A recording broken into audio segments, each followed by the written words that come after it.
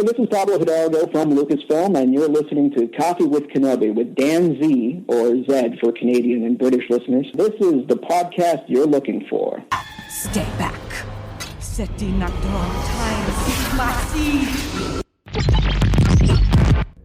What troubles you, my child?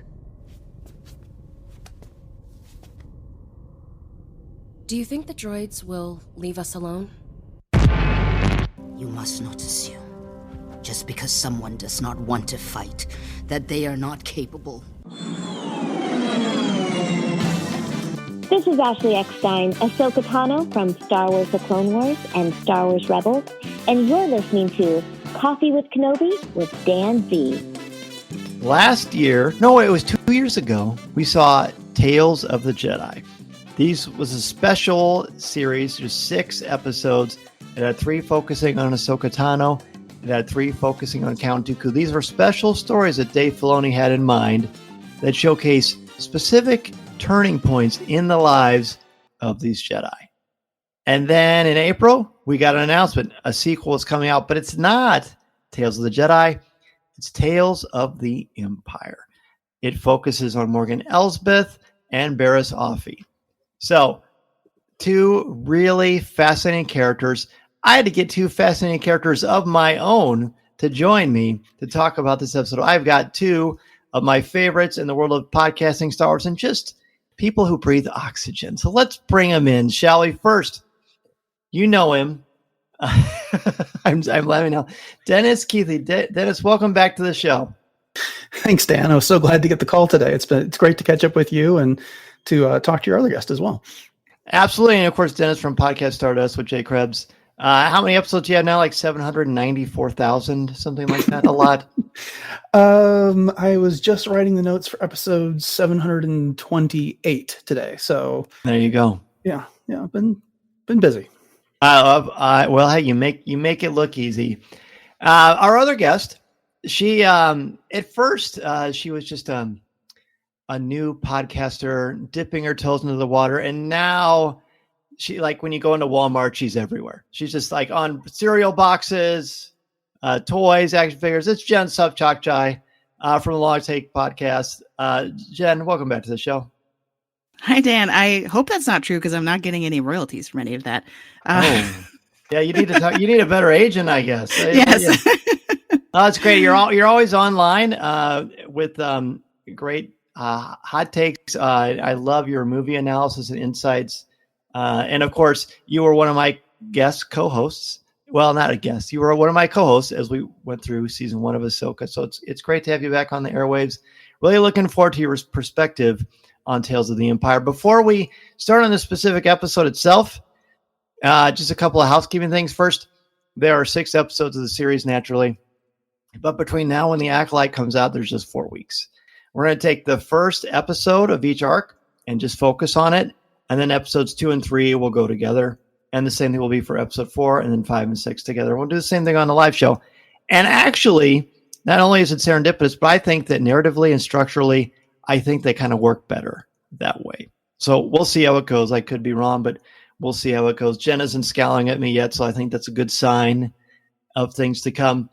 But when you both found out that we weren't getting Tales of the Jedi Season 2, we were in fact getting Tales of the Empire, what were your immediate thoughts? Dennis, we'll start with you.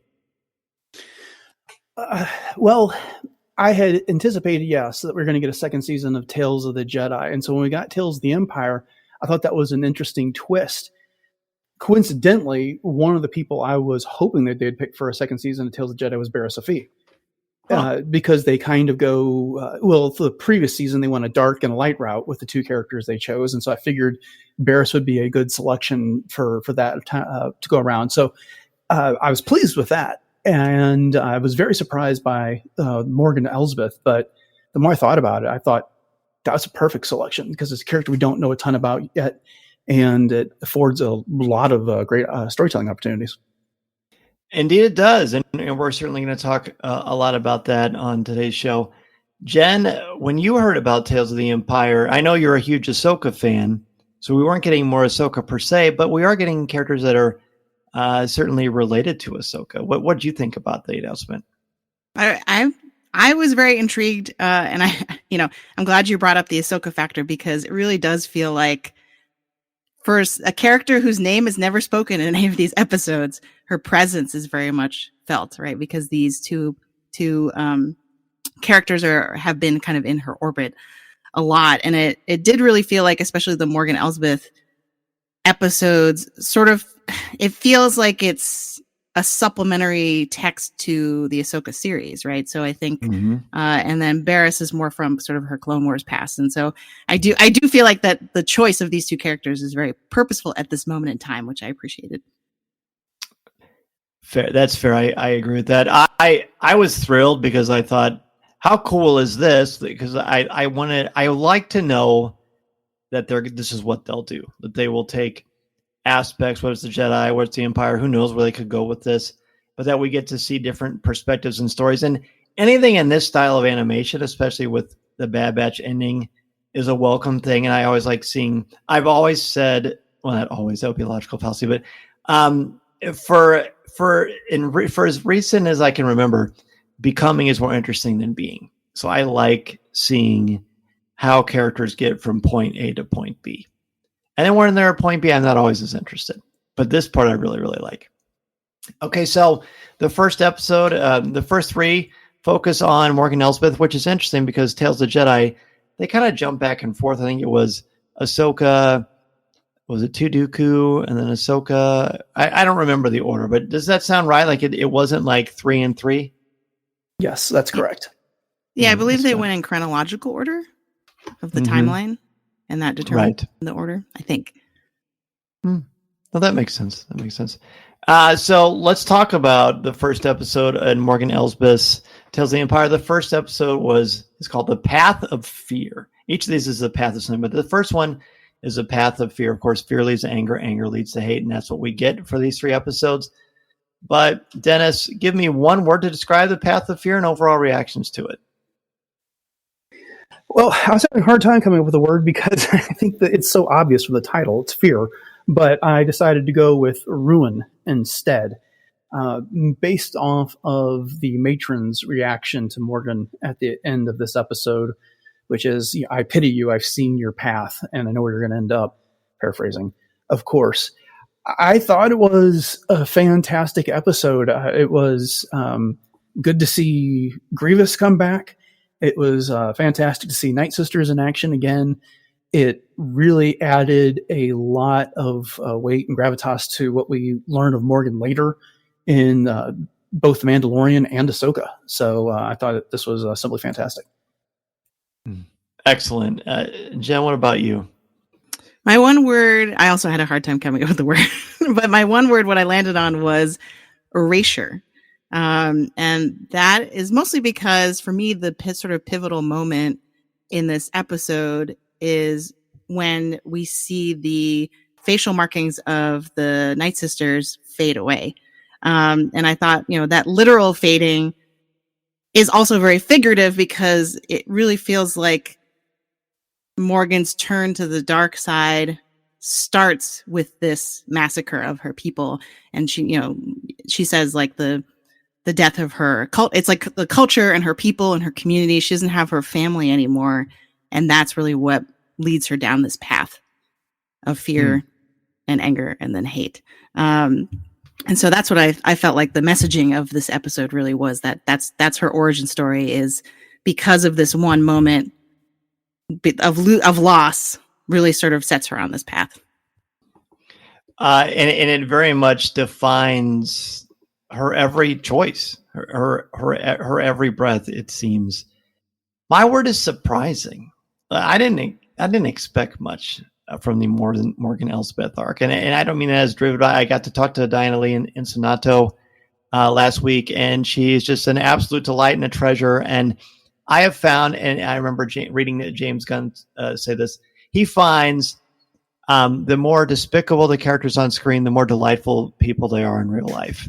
And that is very true for Diana. She is just an absolute joy.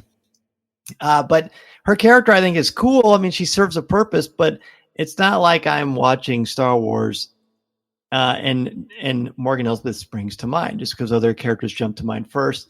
her arc is pretty narrow, interesting enough, to serve a point.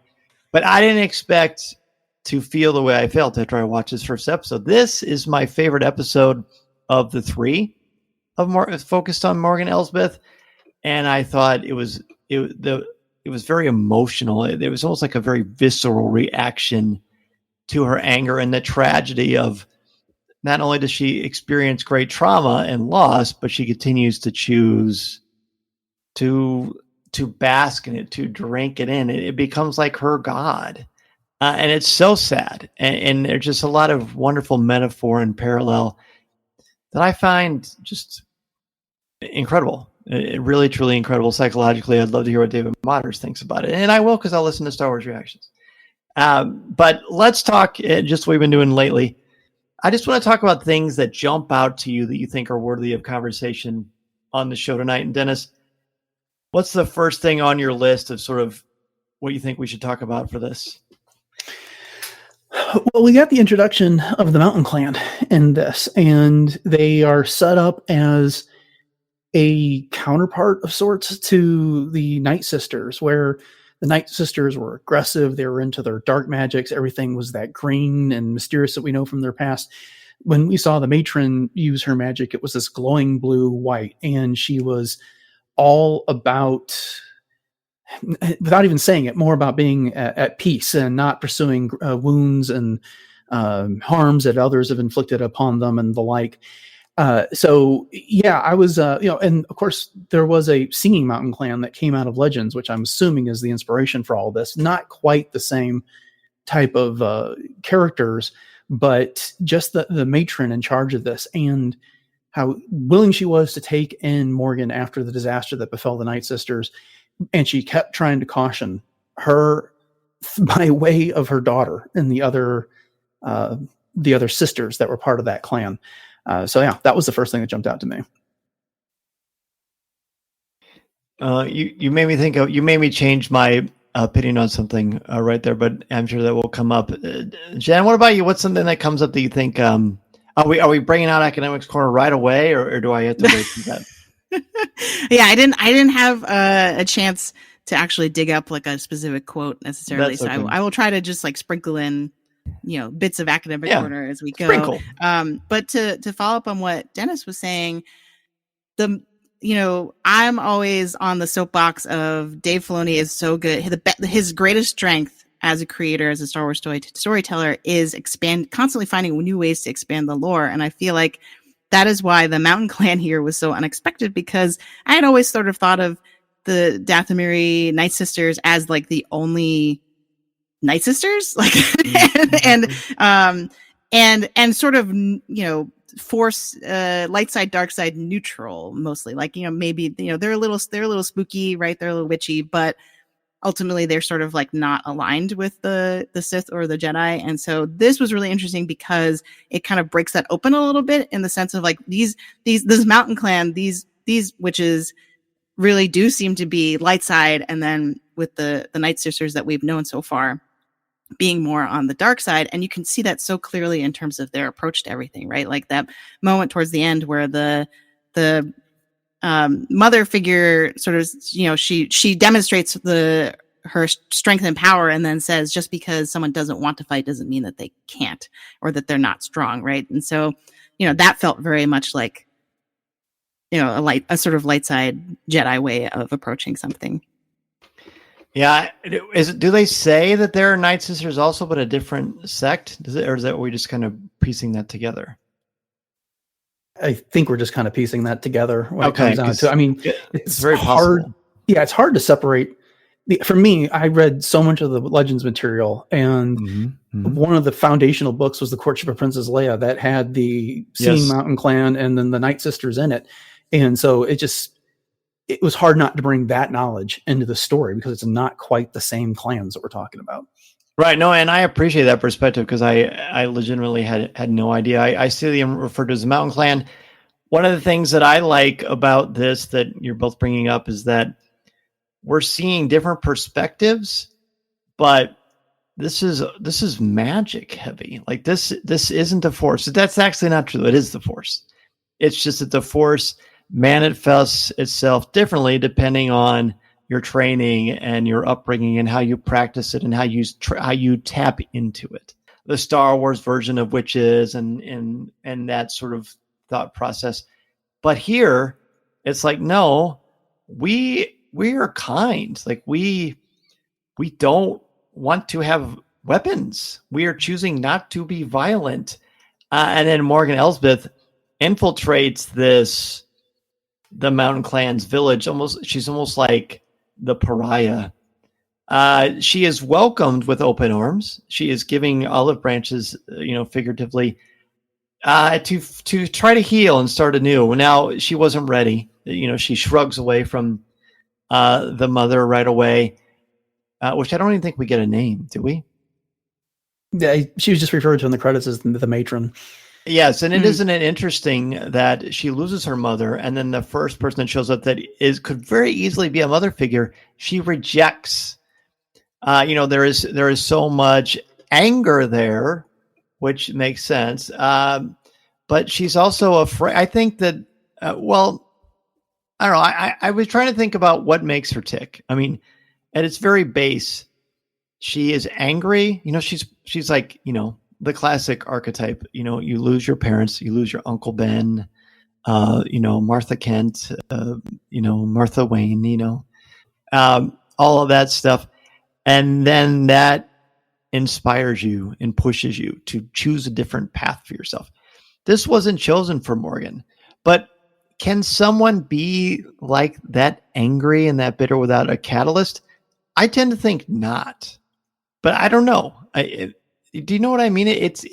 I find myself wondering, would something have turned her this direction if she didn't watch her mother killed in front of her eyes? Now, don't get me wrong. Her mother was butchered. It was horrible. Grievous laughed and mocked her. And kept taunting her with her mother's last words over and over again. Run, run, as only Grievous can. So it's super haunting. And I understand, but I also think, I don't know. I guess it all boils down to this. I apologize for babbling. I wish that she chose something different because this didn't have to happen. She didn't have to choose this. She could do so much good. She's so charismatic. It makes me sad. I think that moment that you mentioned with the shoulder shrugging and the glare that she gives to sort of be like, how dare you suggest that I would ever change or change my allegiance from the Night Sisters. I think that is in part why she ends up going down this path, because she's unwilling to adapt, right? Because she has the opportunity to sort of learn a new way and a new philosophy and kind of a new culture, but she outright rejects it before even giving it a chance. And so I do feel like there's something fundamental in her character making that choice so quickly that is sort of defining. And so she might have ended up down this path regardless of what happened. But I really, it's interesting. I really was thinking a lot about Ventress during this episode. Yeah. Because the other episode of the Clone Wars, I think it's from season 4, called Massacre, where we see it's the same event just from kind of a different perspective. I think, correct me if I'm wrong.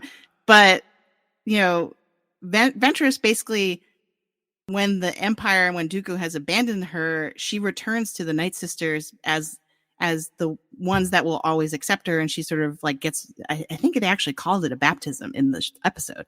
And she sort of gets re-indoctrinated into the Night Sisters and makes this like vow and this pledge of loyalty. And then in Ahsoka, Morgan does the same thing, right? Right. I guess spoilers for Ahsoka, like right before she sort of meets her final demise, right? She is taking that same pledge and sort of rejoining the community of the Night Sisters. And so there's something there too of the sort of like almost cult nature of the Night Sisters, which I never would have thought about before, sort of pairing those two Night Sister characters together. Yeah. So. I think you're right, Jen, because when Asajj returns to the Night Sisters, she's encouraged to go get revenge on Dooku. And that is exactly what Morgan wants here. She collapses into the dirt overlooking the destruction of the battle. That tear runs down her face. And she's cautioned right off the bat about, and then when the other, I don't know how old they're supposed to be, but not the matron, but the generation that comes afterwards are talking about this. And like, well, what happens if the droids come for us? And the matron says, they're not going to. And she says, must, not to give fear fertile ground to take root when it comes down to this. And Morgan's already there. She's already been through all of that. And she's been indoctrinated into that Night Sister culture, which is they go out and fight the men to find mates. They assert physical dominance over one another. And then when they're wronged, they seek revenge. Mm-hmm. Yeah, that's exactly right. There's an interesting hierarchy within the sort of the subculture, if they are related to the Night Sisters in some way. One thing I want to bring up that I think is interesting is I actually recently read Watchmen again. The incredible graphic novel. It was actually a 12-issue miniseries that was collected into a graphic novel. Alan Moore, Dave Gibbons. I read it for a grad school class. And I'd read it when I was, years and years ago. So it hit differently this time. But one of the interesting things about this comic is that Dr. Manhattan has the power of a god. He can do anything. He can change matter. He can teleport. He can stop time. He can do anything. But he doesn't. He just sits back and eventually decides just to observe. He's not interested. Then we look at the matron. She does have power, but she stays away from the fray, but for a very different reason. Dr. Manhattan is apathetic. The matron is not apathetic. She seems to be a source of love. Her daughter very much respects her. Her people respect her. She tries to show compassion to someone who has just had her people massacred in front of her eyes. And then there's in a pivotal scene about halfway through the episode, her daughter comes in and says, she starts talking about how, do you think the droids will attack, like you just mentioned? And she says no. She chooses the path of, it's almost like when you're sitting on the front porch and, just don't move around. Just don't bug that bee. It's not going to sting you. Well, we know what the Separatists are like. We know what Dooku and his army are like. They're relentless. But she believes that they're going to stay what? They stay out of the path, out of the limelight. They're not aggressive people.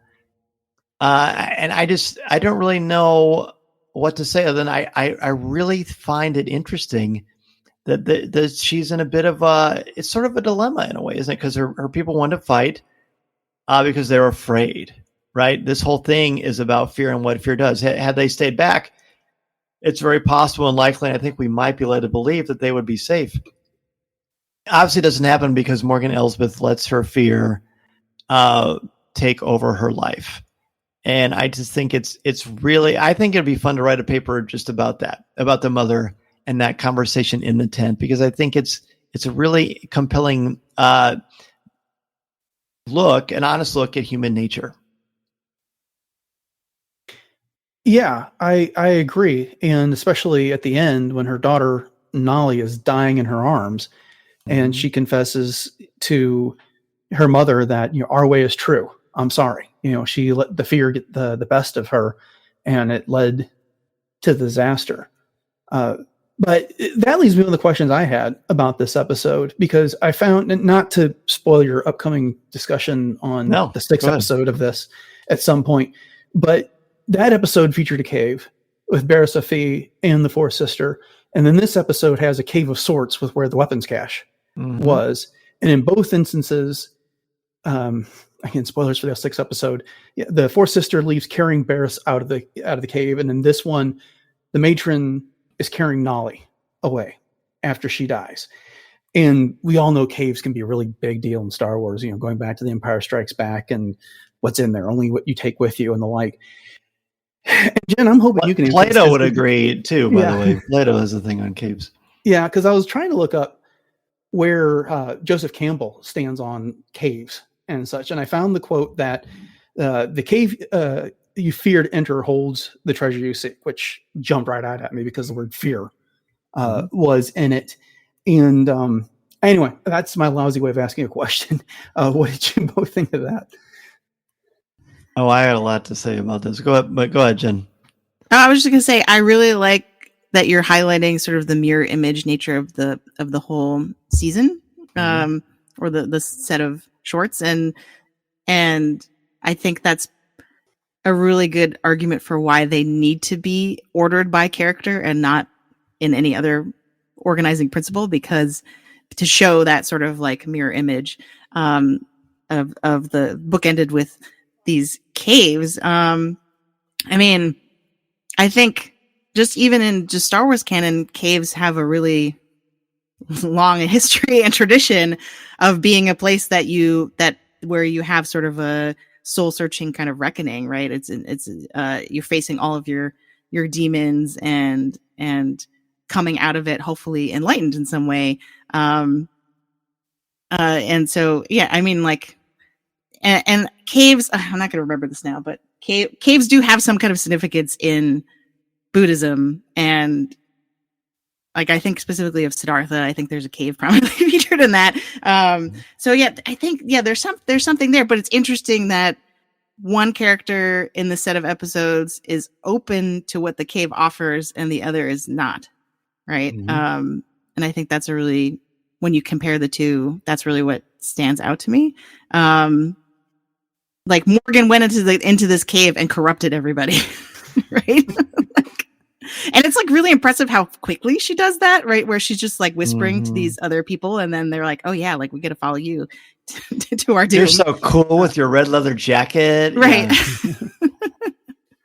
Yeah.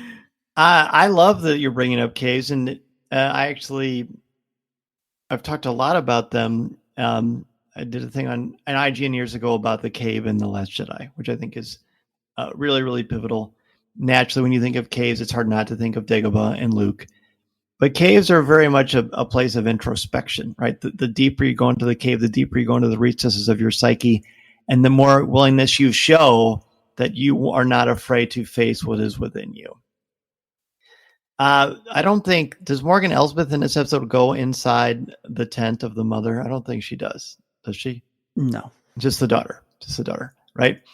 Even though that tent is not a cave, it's dark and closed off to outside light. There are some beautiful interior lighting around there that is glowing. The fact that it's a circle, I think, is important. You know, everything has a beginning and a middle and an end. You know, we're not going to worry about the droids taking over our village or hurting us, because this, you know, all things that lives must die, passing on to nature through eternity, as Claudia says in Hamlet. No, that's Gertrude says that in Hamlet. It's a part of it. She isn't afraid to die. Morgan Elsbeth, not only is she afraid to die, she almost subscribes to, I don't want to die. I don't want anything to happen. So I'm going to just be the aggressor, which we see facilitated throughout her story. And because of her unwillingness to explore deeply into what is hurting her, she is instead decided to hurt other people.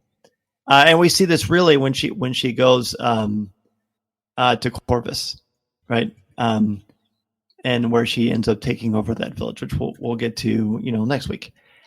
So the cave thing is important because of the fear that it represents, because it is dark, it is unknown. You know, Plato's definition of the cave, and Jen, I'll probably need to lean on you for this one, like Crosshair and Hunter in the Bad Batch finale. It's more about sort of exploring the essence of things, right? Yeah, and actually, I was doing some quick Googling while you were talking to refresh my memory on this, and there's a source from the University of Michigan says the cave is thought to be closely related to the symbolic heart, and is often a place where the self and the ego unite, which I thought was really interesting. And it sort of feels like for Morgan, the self and the ego are often at war with each other, right? Because on the one hand, she says that, and again, this is stepping on future Morgan episodes, but she says that she is trying to kind of move up in the ranks of the Empire because she ultimately wants revenge, right? She wants revenge against her enemies. She wants to kind of like get,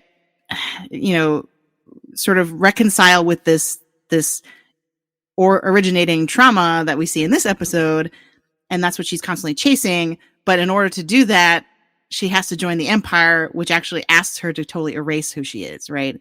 And not just on her face, right, which happens naturally in this episode, but she has to kind of shed all of the skins of her past to kind of join and be a uniform, a cog in the wheel of the Empire, right? And so there's a disconnect there whereas if we take Barriss as sort of the mirror image, the counterpoint, she does the opposite, right? Where she goes through this kind of trial of being like, oh, okay, like I guess I actually am on the dark side now. And then she comes out of that rejecting it and having a better understanding of herself, herself and her ego in that situation. Sort of there's a reunion there. All right. Well, now I don't have to do any shows for months, so that's good. Thank you. I wanted a vacation, so this is really nice. No, you know what? I like that a lot, and I think they certainly mirror one another. It'd be hard for them not to because of how the series is set up. When she goes inside the cave with the other women, she gets out the weapons that she finds because that was the purpose. It's all very. There's like an eeriness and ominousness every time violence is brought up or suggested, which I really appreciate. Because it's very anti, and I've been talking about this a lot on the show, it's very anti-myth of redemptive violence. Like, violence is not going to get back your mother. Violence is not going to help you to heal. All it's going to do is make you feel worse, which it does. And when she pulls out her weapons and she starts kind of moving like almost through like these motions of forms that you would do in martial arts, she the look on her face for an animated show, I think, tells so much. Like, I see understanding there, and I also see pain. And when the women are with her and they watch her, they look scared. She is introducing violence into their culture because that is what she has known. And and then you start to think, boy, this really takes on a metaphorical application to how violence affects us in the real world, in society. Even when they pick up the bows and arrows, and the spears and the partisans or whatever it is that they have, like, you can tell there's some pain there. Like, they are maybe not heavy, but I feel like, they're heavy symbolically because now the things we wanted to avoid, we are taking these things and we're going to use them. We are going to be aggressors. It's psychologically, it's fascinating. Yeah, I think it plays right into that quote from the matron. Mm-hmm. It appears your path is set, Morgan Elsbeth. I pity you. I see what is to come, because she is embracing the fear. She is encouraging the other women of the mountain clan. And she tells them, you have a right to be scared because these droids are going to come back and we got to do something about it. And she tempts them with this ability to defend themselves. Mm-hmm. And then when we see them get the weapons, they have no idea what they're doing with them. When Morgan charges into battle, she's got competence behind her. She's trained for this all of her life. The women of the mountain clan do not. And one is feebly trying to shoot a super battle droid with that bow and not getting anywhere. The other one feebly waves a spear around. That's not their skills. That's not their strength. And where Morgan embraces the fear, it doesn't escape anyone's notice that the titles of the 3 episodes of Morgan Elsbeth are, fear leads to anger, anger leads to hate, mm-hmm. Right there at that whole path of falling down the dark side. So Morgan might have actually made a good Sith if given the opportunity, but they don't know what to do with that fear. It's they aren't turning it into hatred. They're just afraid for fear's sake when it comes down because of what Morgan's told them. You just made me realize, is the Ahsoka series in this scenario the path of suffering? Maybe it is. Jen, what's the next point that you want to bring up? I just wanted to give a shout out to the sickles. They're very cool, just as weapons. I just, That was a highlight for me where I'm like, whoa, like why haven't we seen these before?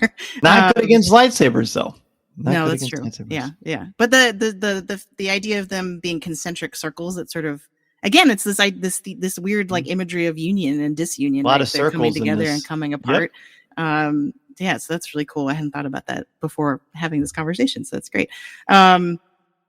What else from this episode? I mean, I'm just going to piggyback on what Dennis is saying this whole time, basically, instead of having my own things I want to talk about.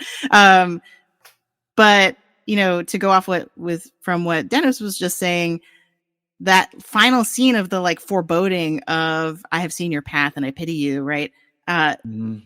I feel like that works on two levels. That works on a really meta level for viewers and fans watching the show, right? Because we actually do know her fate, right? Like the chronology of when we met her and sort of where we've been with her so far before coming to these particular episodes is that we like the mother have the sort of prophecy before us, right? We know exactly how everything plays out. And so I think that gives that extra punch at the end. But the other thing it reminds me too from Ahsoka is when everyone asks her, I think it's Balin and Shin probably, are you a witch? She says, "I'm a survivor." Right. And I feel like this episode, you could argue, is inspired just by that one line, right? Of like, and she has been a survivor because of all the things that we see, all the choices she makes, all the approaches she has, all the things that we see her do in this episode. Yes, we recognize that it's going to lead to her ruin, but at the same time, it works pretty well for her for a while. You know what I mean? Like she's and that's the sort of temptation of the dark side, right? Like that's what makes it so seductive, is because in the short term, it does seem like a quick way to power and strength, right? But then if you look at the longer timeline of her fate, that doesn't work out. The quick and easy path. I think the more we talk about this, the more I just feel like this is even more tragic than I realized. Like I don't know that Morgan will ever be happy again. If you look at the very last frame of this, I actually have it paused right up here. There's like 2 minutes, 4 seconds left. She's standing right in the center. Behind her is just carnage. There's fire that's shooting up behind her, and there's just red light everywhere, decayed, burning trees, dead bodies in front of her. And she's kind of slanted over very slightly in like this combat, almost like combat submissive, because she's fought and now she's stopped because there's no one left to fight, but she's still holding the weapon. There's no one left to fight, but she's still holding the weapon. Her goal is to destroy her enemies. After the Clone Wars, she doesn't have enemies except for the ones that she makes. She is like addicted to pain, and she's addicted to suffering, and she can't get out of her way. And this has caused her to lose everything. She already lost everything, literally, but now she's lost herself. And now she is continually marinating in the destruction of her life. And I just realized she might be one of the most tragic characters in Star Wars just because of that. And boy, does that hit me. That's why I said earlier, this is shocking to me, because this is quite profound, just from a psychological perspective, the depths we go to when sometimes when we are hurt, and rather than heal, which is painful, but it's a necessary part of growing. Rather than hurt, we just continue to live in that because we know what we know, and that's what we're used to, and that's what we're comfortable with. That's the only way that she can function, and it just breaks my heart. It really does. Sorry for depressing everyone, but I didn't write this story. I think you're right. Now I'm trying to think if there's in the Misery Olympics, is there someone who's going to be Misery Olympics? Yeah, she might get the gold. She might get the gold. And in fact, and I hope this makes sense. Her story is much more tragic than Kylo Ren's, and it's 8 minutes. It's like 12 minutes long, right? Yeah, we have motive, we have action. This isn't pride based. This is trauma based, but it's like an endless cycle. We keep seeing these circles and the sickle and the mother inside the little tent, but this is a circle too, that she continues to put herself on that pain treadmill. Yeah, and actually, this episode specifically does, the way it ends implies that there's no possibility for redemption for her even this early on. Zero. Nope. Yeah. Zero. She continually chooses not to. There are plenty of breadcrumbs out there. She doesn't take them. All right. Well, go ahead. That's why she likes that Beskar spear so much, because it's unbending, right? Like her. Yeah. Exactly. All right. Well, let's go ahead and give our letter grades and final thoughts on the episode. I know my grade has changed throughout this conversation. I also have learned quite a bit from you two, but that is no surprise. Selfishly, that's why I had you both on, because I wanted to expand my mind. So I appreciate that so much. Dennis, let's start with you. Please give a letter grade and final thoughts on the episode. When you consider the episode by itself, it's an A. When you consider it in the context of this entire anthology of Tales of the Empire, I give it an A+, because how well it works with everything else that follows and is enhanced by everything that follows it. Truly is a situation where the sum is greater than the total of the parts. To the point you were making just a second ago, Dan, this episode is the longest of the three that we get with Morgan at 17 minutes, and that includes all the credits and everything else like that. Mm-hmm. And it's fantastic storytelling. It does not waste a second. It does not waste a breath. And Tales of the Jedi did that, and the episodes of this series did this as well. So bravo to Dave Filoni and team. It was fantastic. Excellent. Jen, I assume, is school done for the semester for you? I am the only thing in my own way at this point. I have just a virtual stack of papers to finish grading. Almost there. We're almost there. So I'm going to ask you to grade one more time, if you would, and grade this episode for us in the last. So, this is tough for me because, similar to what Dennis said, this episode alone, just in a vacuum, I would probably go an A. But then I start thinking about, and again, this is because only thing I've been doing for the past few days is just grading papers. I want the A to mean more for the other episodes I like better. And there are some in this series, and even just within the Morgan arc. There's one in particular, which I won't spoil because I don't want to step on future episodes, and future guests that you have that want to talk about those episodes. But there's one episode from this arc in particular that was just so thrilling to me to see for a very specific reason, a very specific character that's also in the episode, that I want to save the A for that, and then kind of keep this one at the A-. And that's not to say, what I have to try to tell my students all the time, A- is still a flavor of A. Like, it's okay. Like, like that's still an achievement, just not because it's the highest you can get. I've been having this conversation over email with lots of students about an A- is still a very good grade. Sure. Would you say you're blue because you can't talk about a different episode? Would you? Yeah, a bright blue. I had a feeling. Oh, bright blue! Wow. No, I'm just kidding. I'm kidding. Yeah. But yeah. Yeah. So overall, this was a great story. And Dan, you mentioned your word was surprising, right? At the beginning. Mm-hmm. I almost went with unexpected, because if you were to say, hey, try to guess what, Morgan Elsbeth's origin story would be like, I would not have had much of this episode on my bingo card. And so I think that was really exciting, because I was like, oh, what's going on? Like, who are these other potential, like Night Sister adjacent people that I had never thought about before this, right? And so the way that it expands the lore of Dathomir, where have these people been this whole time? We've been on Dathomir many times, right? They've been hiding apparently and not engaging in the fray. So so overall, very positive. I'm going to give this an A+, and I'm going to explain this. Hopefully, it will make sense. It's not. I think it's the best episode of the three episodes of her arc. It's not my favorite episode in Tales of the Empire. It's not something I'm necessarily going to watch again. But the craft of the story, the depths of pathos that this evokes, and the conversation it brings, and the psychology of what it means to be in pain, what it means to have power and choose to hold back. These are not light themes. These are not themes for children. and it's done in a really tight, 15 to 17 minutes. And I think that's remarkable. So just based on that alone, it's getting an A+ from me. And I didn't think I was going to give it that, but there was just something about the conversation. They kind of perpetuate that. Listening to Coffee with Kenobi, you are, with Dan Z, the podcast you're looking for. This is...